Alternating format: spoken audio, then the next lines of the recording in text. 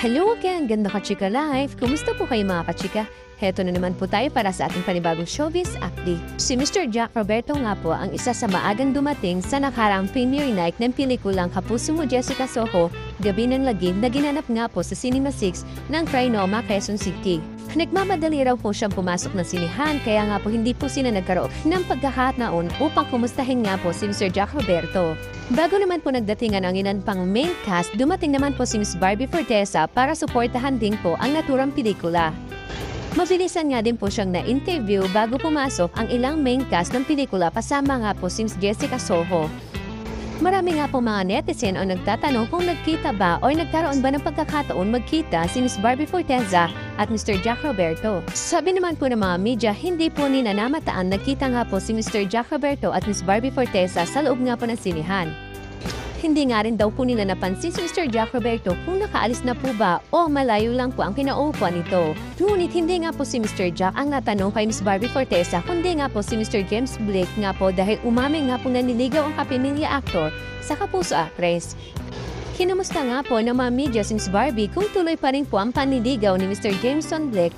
Hindi niya na po ito sinagot. Bagkos, nilinaw nga po niyang single siya ngayon. I am single and every happy, always happy. Bulas-bulas nga po ni Miss Barbie Fortesa na nakaniti. Kinulit nga po siya tungkol kay Mr. Jameson na tinanong kung friends na nga lang ba sila. Grabe naman, naku, huwag na natin pag-usapan. Basta, I am single and very happy. Safe pa rin pa nga pong sagot ni Miss Barbie Fortesa. Basta nandun lang daw po siya para tumulong sa promo ng Kapuso Mo Jessica Soho Gabi ng Lagim na showing pa rin po ngayon sa mga sinihan. Saad naman po ni Miss Barbie Fortesa, bumabalik na nga raw po siya sa pagtakbo at nadadagdagan pa nga ang exercise routine niya. Pero mag-isa na nga lang daw siya dahil single na nga po siya. Sabi nga po ni Miss Barbie, actually, bumalik na po ako. I am slowly going back to my running era. Medyo mabagal ako ulit, medyo mahina ako tumakbo ngayon. Medyo nakaka-recover naman ng kaunti. Sinisipagan ko ulit tumakbo tapos ngayon, nag-try ako mag-swimming.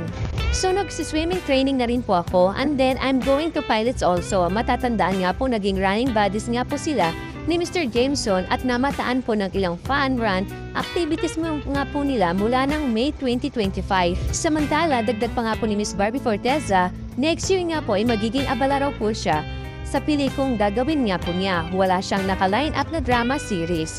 May pelikula tapos merong out of the country na pangiti nga pong sambit ni Miss Barbie. So na yun nga po ay wala pa rin pong project sina Miss Barbie Fortesa at syempre si Mr. David Nicauco na sa TV man o sa pelikula. Samantala, dumako naman po tayo sa iba nating showbiz update. Marami nga po ang natuwa sa ginawang pag-like nga po ni Mr. Joshua Garcia sa wedding photo nga po ni Miss Loisa Andalio at Mr. Ronnie Alonte sa social media post nga po ng kanilang talent management group. Binilikan nga po tuloy ng ilang hindi po nakaka-move on na mga netizena at fans ang naging relasyon noon ni Mr. Joshua Garcia at Miss Loisa Andalio. Kung matatandaan nga po natin, magkasabay nga po sina Mr. Joshua at Miss Loisa sa Pinoy Big Brother All-In Edition nga po taong 2014, kung saan tinanghal nga po na third runner-up ang aktor at first runner-up naman po ang ngayon ay Mrs. na po ni Mr. Ronnie Alonte. Sa bahay ni Kuya nga rin po unang nagkilala ang love team na Loisa at nagpatuloy ito sa paglabas nga po ng PBB House. Komento nga po ng mga netizens sa social media, sana ganito raw lahat ng mga mag-ex sa showbiz, na may magandang closure ang relasyon at walang bitterness. Marami rin po nagsasabi na tila gusto na rin daw po ni Mr. Joshua Garcia ang magpakasal sa nobya nitong non-showbiz na si Emeline Vigar, kaya super like ito sa kasalang Loy Me. Halos 2 taon na rin po ang relasyon ni Mr. Joshua at Emeline mula after nilang ilabas nila ito sa publiko. At mukha nga pong going strong ang kanilang pagmamahalan. Ito lang po ang katanungan natin. Handa na po ba talaga magpakasal itong si Mr. Joshua Garcia? Dumako naman po tayo sa update natin about nga po dito kay Mr. Alden Richard. Natutuwa lang po ako or nasisayahan sa update natin ngayon or topic natin ngayon kasi nga po puro love life lang po tayo at walang masyadong hanash na basher. Kaya ngayon, maaari talagang sabihin na si Mr. Alden Richard ang isa sa mga most eligible bachelor. Hindi nga lang po siya artista dahil maituring din po na matagumpay nga po na businessman. Ang maganda pa nga po kay Mr. Alden Richard, may advocacies nga po siya at ang dami natutulungan, kabilan na nga po ang kanyang mga scholar. Hindi ko po alam kung paano magre-react. Natatawa nga po sa pahayag ni Mr. Alden. Pero sa ngayon po siguro, ang dami ko pong ginagawa with my life right now. Siyempre, kailangan sinusolidify ko po siya along the way. Mahirap din po kasi na parang ang dami kong ginagawa tapos po wala po akong matapos. Maganda na rin po na kapag may dumating, perfect time na po. Dahil nga po sa loob ng 15 taon nga po ni Mr. Alden Richards sa showbiz, ay madalas nga po siyang matanong kung ano na lang ang kulang ay nababanggit nga din po ang partner for lifetime. Ngunit dahil din daw siguro na alam niyang napakarami niyang pinagkakabalahan, ay hindi niya ito tinitignan na kakulangan. Natanong nga po si Mr. Alden Richard kung ano ba ang klaseng babae ang gusto niya.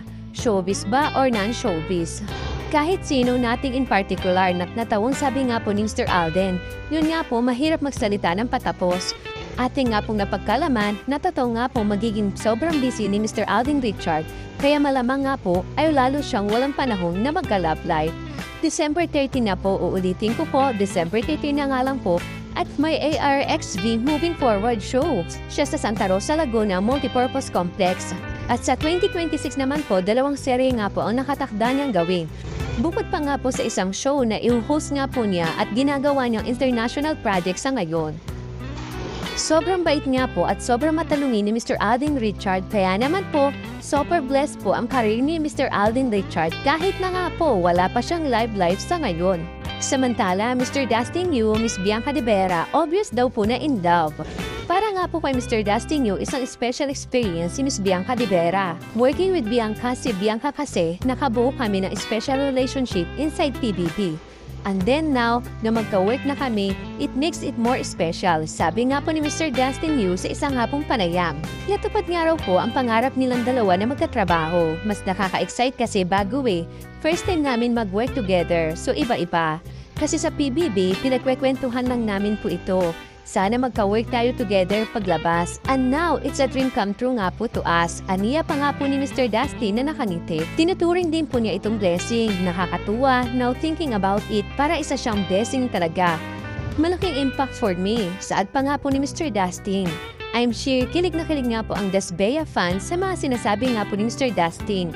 Sa totoo lamang po, may mga iba pong nagsasabi na kapag nakikita nila magkasama sina Dustin at Bianca, ay mukha talagang in love po sila sa isa't isa, ang magka-love team. Samantala, dumako naman po tayo sa pinakahuli natin showbiz update. Bilib na bilib nga po tayo kay Miss Lovie po. Less than 2 months nga po pagkatapos niya ipanganak ang baby girl nila na Mr. nga po niya si Monty Vilcover ay nagagawa na niya ang i-display ang kanyang kaseksihan. Sa isa nga po latest post ni Miss Lovie ay kita na naman ang kanyang abs. May pa-bra top din po siya na nabas lalo nga po ang kanyang kaseksihan. Siyempre, tulad nga po na inaasahan natin, marami po ang nag-comment na para nga po hindi ka papananganak lamang po na actress. Sabi nga po ni Miss Lovie, yes, she's back at it. #LoveYourBody. Masipag nga po si Miss Lovie po sa pag-exercise kaya hindi talaga nakapagtataka na sexy ulit nga po siya. Saka alam niyo po ba, may pinaghahandaan din po kasi itong proyekto si Miss Lovie. At napag-alaman din po natin na babalik na nga po siya ng Pilipinas next year para nga po sa isang proyekto ng ABS-CBN Studios. Nabanggit nga po niya na commitment niya na yun at kailangan niyang gawin pa rin. Sa totoo lamang po, isa po si Miss Lovie po na sobrang bait po at wala kang masasabi kung anong pag-uulgali meron po siya. Thank you for watching. Kung nagustuhan niyo po ang video ito, subscribe na sa Starlight Showbiz YouTube channel. And please don't forget to hit the bell button for our latest updates.